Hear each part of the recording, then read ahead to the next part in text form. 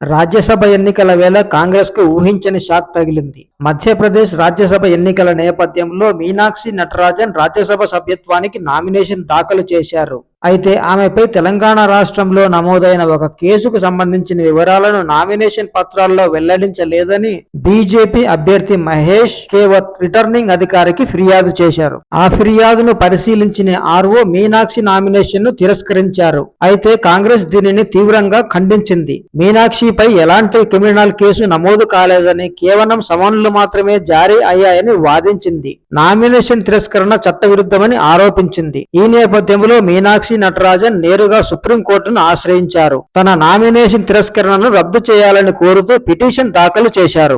Justice Prashant Kumar Mishra, justice Atul S చందూర్కర్ల ధర్మాసనం ఈ పిటిషన్ ను విచారించింది. మీనాక్షి తరపున సీనియర్ న్యాయవాది అభిషేక్ సింఘ్వి వాదనలు వినిపించారు. ఆమెపై 2 ఏళ్లు లేదా అంతకంటే ఎక్కువ శిక్ష పడే కేసు ఏమీ లేదని, కేవలం సమన్లు మాత్రమే జారీ అయ్యాయని కోర్టు దృష్టికి తీసుకెళ్లారు. అయితే ధర్మాసనం కీలక వ్యాఖ్యలు చేసింది. ఒకసారి రిటర్నింగ్ అధికారి నామినేషన్ ను తిరస్కరించిన తర్వాత ఆ నిర్ణయంలో తాము జోక్యం చేసుకోలేమని స్పష్టం చేసింది. అలాంటి సందర్భాల్లో ఎలక్షన్ కమిషన్ ను ఆశ్రయించడమే సరైన మార్గమని సూచించింది. ఇదే సమయంలో మరో ఆసక్తికర పరిణామం చోటు చేసుకుంది. మీనాక్షి నామినేషన్ తిరస్కరణతో రాజ్యసభ ఎన్నికల సమీకరణలు మారిపోయాయి.